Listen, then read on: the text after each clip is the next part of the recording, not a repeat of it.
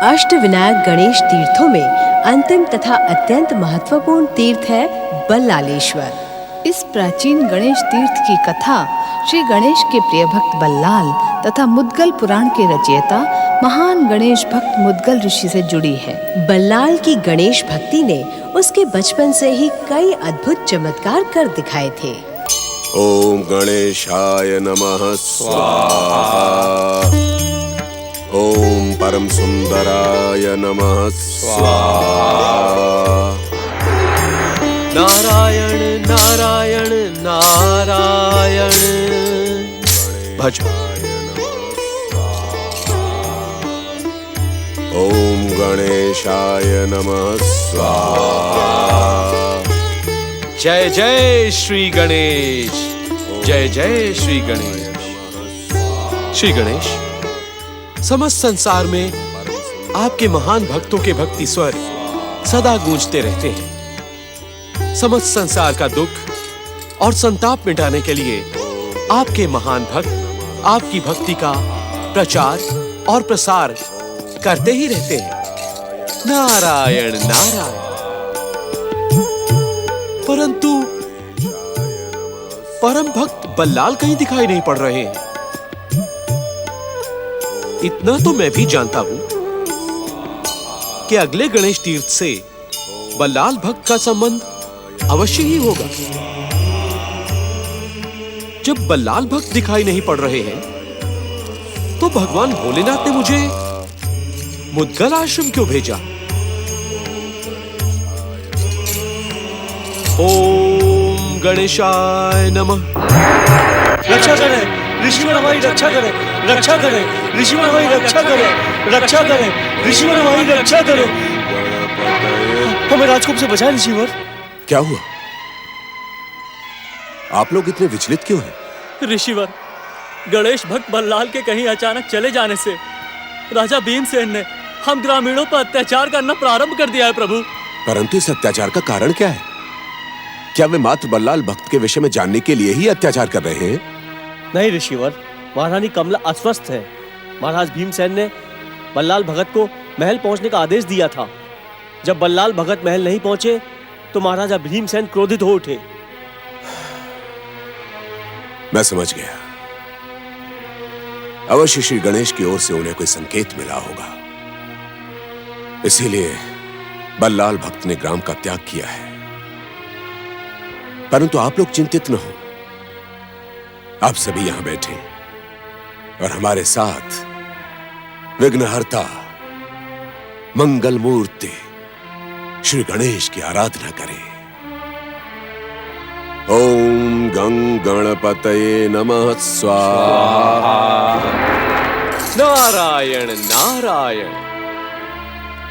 देवर्षि नारद,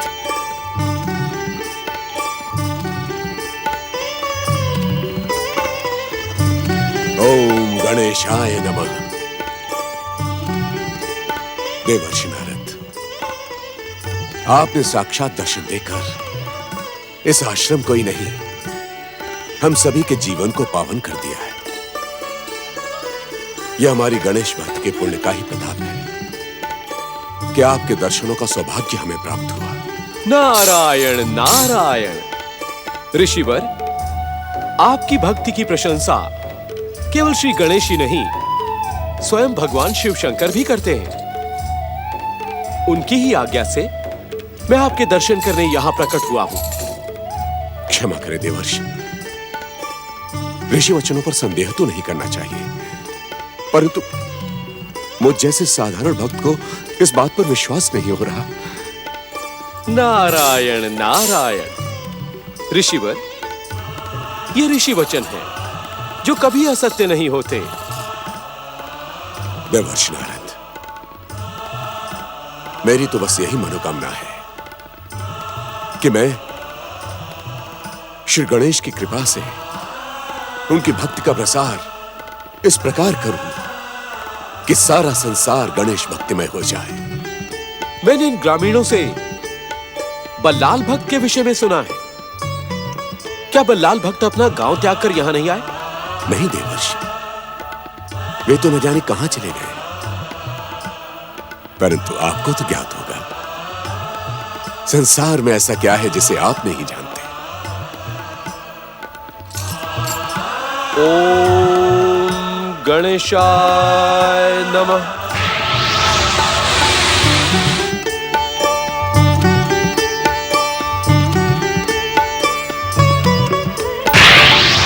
नारायण नारायण। ऋषिवर, श्री गणेश कृपा से भक्त बल्लाल इस समय कहां हैं, इसका पता मुझे चल गया है। मैं उनके दर्शन करके शीघ्र ही आपके पास लौटूंगा। ओम गणेशाय नमः।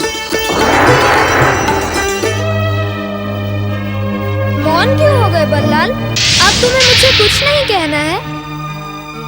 मुझे जो कहना था मैं कह चुका हूं।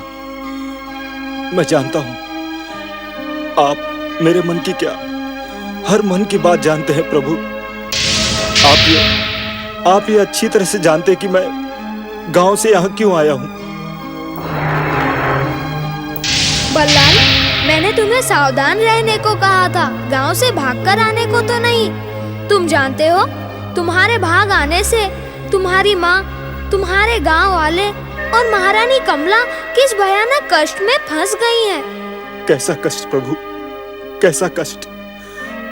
मैं तो यहाँ इसीलिए भाग कर आया कि लोग आपको भूलकर मुझे महान बनाने पर तुले हुए थे। यदि मैं महान होता तो आप मुझे दर्शन न देते। बचपन में दर्शन देकर आज तक आपने पुनः दर्शन देने की कृपा नहीं की। बताइए प्रभु, बताइए कब दर्शन देंगे मुझे आप। आपकी परम सुंदर छवि को देखने के लिए मैं अभी तक तरस रहा हूं प्रभु। प्रभु, ये संसार मुझे महान समझता है, चमत्कारी समझता है, परंतु मैं दीनहीन हूं प्रभु, मैं दीनहीन हूं। मेरे प्रभु मुझे दर्शन नहीं दे रहे। प्रभु, मैं क्या इतना तुच्छ हूं, इतना पापी हूं प्रभु कि आप अब तक मुझसे अप्रसन्न हैं। भक्त बल्लाल, अपने आंसू पोंछ लो। तुम जानते हो प्रभु ने तुम्हारी बात का उत्तर क्यों नहीं दिया? क्यों मुनिवर?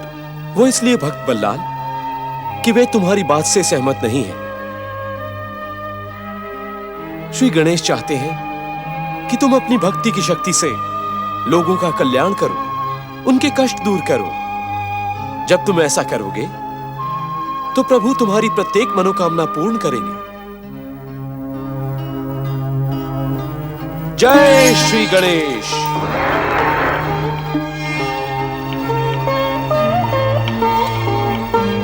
नहीं देवर्षि, नहीं। जब तक मेरे आराध्य, मेरे प्रभु मुझे आकर दर्शन नहीं देंगे, तब तक मैं यहां से कहीं नहीं जाऊंगा, कहीं नहीं, चाहे कुछ भी हो जाए। महारानी कमला, अब तक आप पर ये अशुभ समाचार पहुंच चुका होगा कि इस कुरूप और अभागे बालक के कारण हमारे राज्य पर संकट मंडराने लगा है।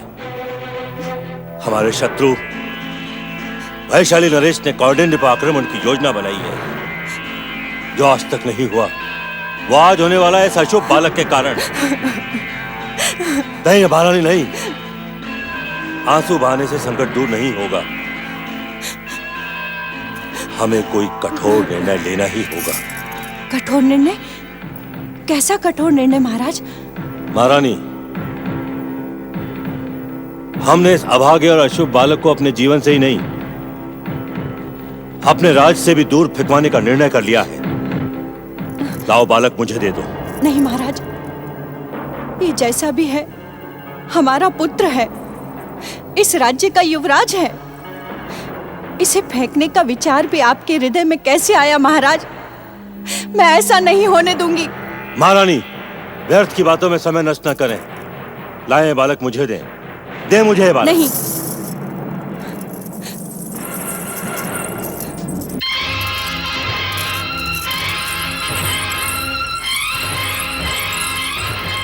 महाराज, अब तक ये हमारा पुत्र था, अब से केवल मेरा पुत्र है। आप इसे त्यागना चाहते थे ना? इससे पहले मेरी एक बात सुन लीजिए। मैं आपको त्याग सकती हूँ, पर अपने इस निर्दोष अबोध लाल को नहीं छोड़ सकती। इसे माँ की ममता चाहिए। मैंने इसे वन में फेंकवाने के लिए जन्म नहीं दिया है महाराज।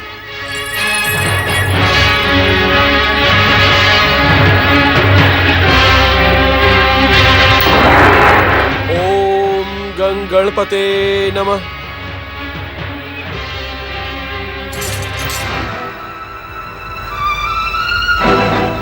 देवर्षि, आप अपने कर्तव्यों को भूलकर हर समय कैलाश के आसपास ही क्यों मंडराते रहते हैं? पिताश्री के आदेश का पालन क्यों नहीं करते? नारायण नारायण, कौन से आदेश मंगल मूर्ति? मैं कुछ समझा नहीं। महादेव ने आपको मुद्गल ऋषि से सहयोग लेने का आदेश इसीलिए दिया था जिससे कि आप देवर्षि के अनुरूप अपने दिव्य कर्तव्यों का पालन कर सकें। आपको मुद्गल ऋषि से बल्लाल को मिलवाना है। बल्लाल की चमत्कारी सहायता से दूर और संकटों से घिरी महारानी कमला का मार्गदर्शन करना है। नारायण नारायण, महारानी कमला, मंगल मूर्ति, मैंने तो आज तक इन्हें कभी देखा भी नहीं। आज तक नहीं देखा तो अब देख लीजिए। अपनी दिव्य दृष्टि का प्रयोग करिए। महारानी कमला आपके सामने होंगी।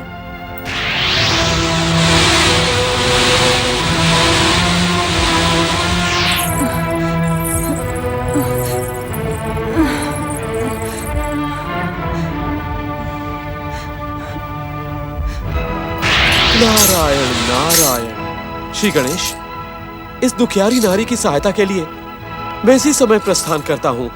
ओम गंग। देवर्षि, एक और महत्वपूर्ण बात सुनते जाइए। मुद्गल ऋषि के हाथों पुराण रचना का एक महान कार्य संपन्न होने वाला है, जिसका संबंध परम देव श्री महागणेश के अब तक प्रकट सभी ज्ञात अज्ञात अवतारों से होगा। उनके मन में पुराण लेखन की प्रेरणा जगाना भी आपका एक पावन कर्तव्य है। जो आज्ञा श्री गणेश। ओम गणेशाय नमः। गणेशाय नमः। चरण वंदन गुरुदेव। ओम गणेशाय नमः। ओम गणेश। चरण वंदन गुरुदेव। चमत्कारी भगत बल्लाल की माता आपके दर्शनों के लिए पधारी हैं।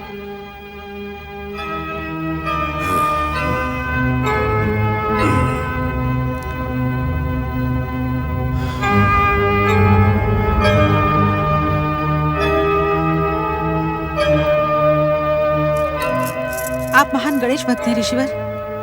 आपको अवश्य मेरे बल्लाल का पता होगा। कृपा करके मुझे मेरे बल्लाल के पास ले चलिए। ये क्या कर रही हैं आप तो मेरी माता के समान हैं। मेरे चरण छूटकर आप मुझे लज्जित न करें। ऋषिवर, मैंने सुना है कि स्वयं देवताओं के ऋषि नारद मुनि यहाँ आए थे और आपको मेरे बल्लाल के विषय में बताकर गए हैं। देवी, देवर्षि नारद यहाँ आए अवश्य थे, परंतु उन्होंने भक्त बल्लाल के विषय में कुछ भी नहीं बताया। परंतु मैं इतना जानता हूं कि बल्लाल भक्त पर श्री गणेश की अनन्य कृपा है, इसलिए आपको चिंता करने की कोई आवश्यकता नहीं है।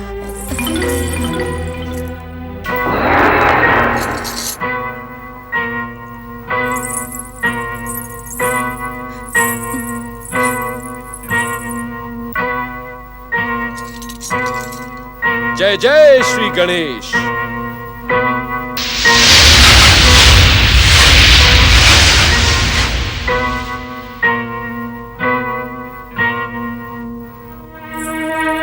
जय जय श्री गणेश।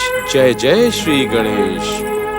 पुत्री, दिखने में तो तुम महारानी दिखाई पड़ती हो, परंतु इस घने वन में, वो भी इस छोटे से बालक के साथ। मैं महारानी हूं नहीं, थी ब्राह्मण देवता। अब तो मेरी दशा एक भिखारिन से भी गई बीती हो गई है। मेरा बच्चा भूख से बिलख रहा है, मैं इसे अपना दूध भी नहीं पिला सकती, क्योंकि 2 दिन से मुझे ही खाना नहीं मिला है। पुत्री, यदि तुमने सच्चे मन से श्री गणेश का नाम स्मरण किया होता तो तुम्हारी ये दुर्दशा न होती। पुत्री, इसी समय से श्री गणेश मंत्र का जाप करो, वे तुम्हें तुम्हारे समस्त संकटों से उबार लेंगे। इतना ही नहीं, वे तुम्हें तुम्हारा खोया हुआ सम्मान भी पुनः लौटा देंगे। बोलो पुत्री, जय श्री गणेश। जय श्री गणेश। हे परम दयालु श्री गणेश, मुझ पर दया करो। हे परम दयालु श्री गणेश, मुझ पर दया कीजिए। मेरा और मेरे पुत्र का उद्धार करें। मेरा और मेरे पुत्र का उद्धार कीजिए। पुत्री, वो सामने मेरी कुटिया है, वहां खाने पीने की सभी सामग्री है, रहने की उत्तम व्यवस्था है। तुम चलकर वहीं रहो। मैं लंबे समय के लिए श्री गणेश तीर्थ यात्रा पर जा रहा हूं। मुझे चिंता थी कि मेरी इस कुटिया को कौन संभालेगा, परंतु अब तुम आ गई हो, तुम ही से संभालो।